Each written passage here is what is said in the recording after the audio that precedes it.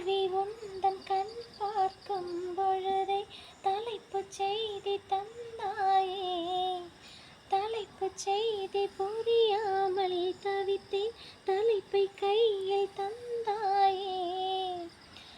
உறங்கும் போதும் உந்தன் பேரை சொல்லி பார்க்கிறேன், உன்னை கண்டு பேசும் போதும் உச்சி வேர்க்கிறேன்.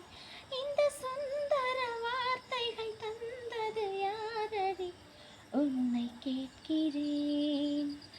உன்னை தட்ட தென்றல் என்று என்னை தட்ட சொன்னதொரு சேதி, உள்ளுக்குள்ள ஆசை வைத்து தள்ளி தள்ளி போவதென்ன நீதி. பேச வந்தேன் நூறு வார்த்தை, பேசி போனேன் வேறு வார்த்தை.